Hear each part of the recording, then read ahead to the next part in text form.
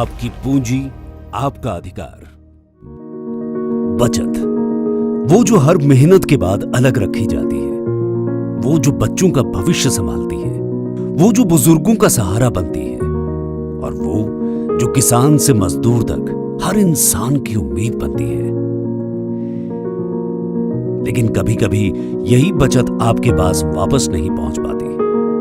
अगर कोई बैंक खाता 10 साल तक निष्क्रिय रहे तो उसकी जमा राशि अनक्लेम्ड हो जाती है। अगर 7 साल तक डिविडेंड का दावा नहीं किया जाता तो वो डिविडेंड और उससे संबंधित शेयर आईईपीएफ में स्थानांतरित हो जाती है।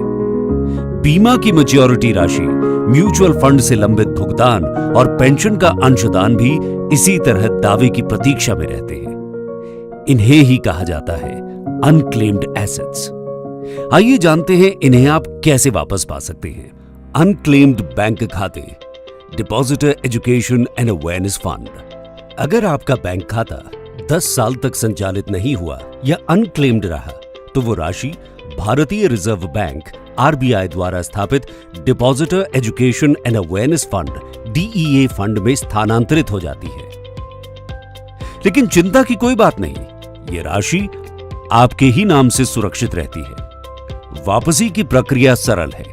अपना खाता खोजने के लिए भारतीय रिजर्व बैंक के उद्गम पोर्टल पर जाएं और विवरण जांचें।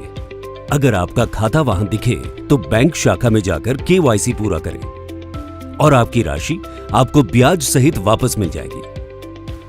और अगर आपका खाता वहां नहीं दिखता तो चिंता न करें। अपने पुराने दस्तावेज जैसे पासबुक या स्टेटमेंट ढूंढें और सीधे अपने बैंक शाखा से संपर्क करें।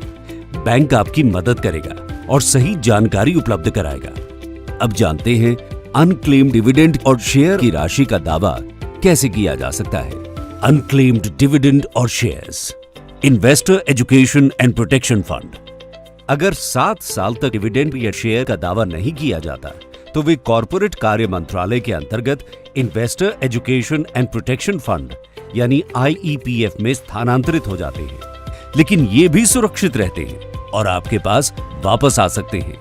प्रक्रिया है iepfa.gov.in पर जाकर नाम या पैन से खोजें। अगर आपका नाम विवरण वहां दिखाई देता है तो mca.gov.in से IEPF 5 फॉर्म भरें। जरूरी दस्तावेज जैसे क्लाइंट मास्टर लिस्ट, शेयर प्रमाण पत्र, डीमैट स्टेटमेंट, पहचान पत्र और रद्द किया हुआ चेक संलग्न करें। फॉर्म जमा करने के बाद सर्विस रिक्वेस्ट नंबर यानी SRN नोट करें और सभी आवश्यक दस्तावेज कंपनी के नोडल अधिकारी को भेजें। साथ ही डाक द्वारा भेजी गई पोस्टल रिसीट को MCA पोर्टल पर अपलोड करें। सत्यापन पूरा होते ही आपके शेयर और डिविडेंड लौटा दिए जाते हैं। अब जानते हैं बीमा की प्रक्रिया। अनक्लेम्ड बीमा।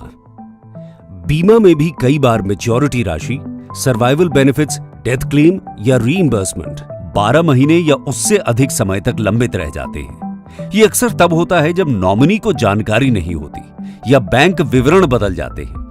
इसे जानने के लिए आप अपनी बीमा कंपनी की वेबसाइट या IRDAI की वेबसाइट www.bimabharosa.irdai.gov.in पर जाएं। अनक्लेम्ड अमाउंट सेक्शन में जाएं, अपनी बीमा कंपनी चुनें और पॉलिसी नंबर, नाम व जन्म तिथि दर्ज करके जांच करें। दावा करने के लिए बीमा कंपनी से संपर्क करें। पहचान पत्र, बैंक विवरण और दावा प्रपत्र यानी क्लेम फॉर्म जमा करें। डेथ क्लेम के लिए मृत्यु प्रमाण पत्र और रिश्ते का प्रमाण देना आवश्यक होता है। अगर पॉलिसी डॉक्यूमेंट खो गया हो तो इंडेमनिटी बॉन्ड भी दिया जा सकता है।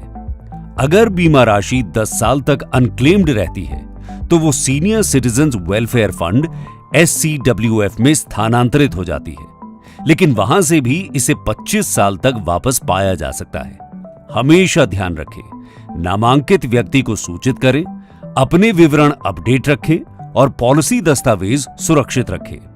अब जानते हैं अनक्लेम्ड म्यूचुअल फंड्स की प्रक्रिया। अक्सर ऐसा होता है कि बैंक विवरण अपडेट नहीं हो पाते या भुगतान का चेक घर तक पहुंच ही नहीं पाता। ऐसी स्थिति में म्यूचुअल फंड की राशि अनक्लेम्ड रह जाती है।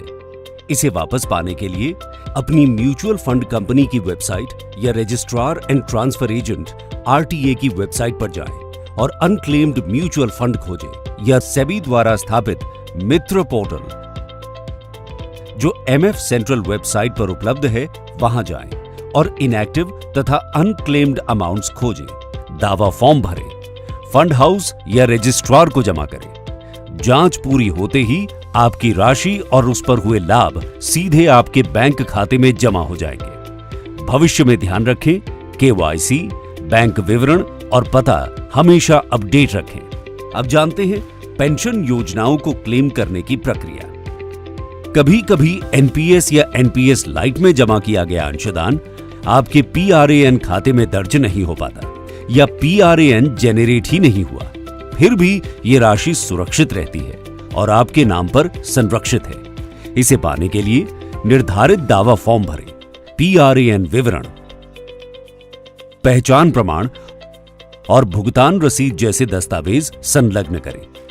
पीएफआरडीए आपके दावे की जांच करता है और आवश्यकता पड़ने पर संबंधित point of presence service provider यानी पॉप-एसपी से सत्यापन कराता है। सत्यापन पूरा होते ही अंशदान और आवश्यक मुआवजा सीधे आपके बैंक खाते में लौटा दिया जाता है, यानी पेंशन की हर बचत भी सुरक्षित है और आपके पास वापस आ सकती है। बैंक खाते, शेयर डिविडेंड, बीमा, म्यूचुअल फंड्स, पेंशन, हर जगह की बचत आपकी है और आपके पास लौट सकती है।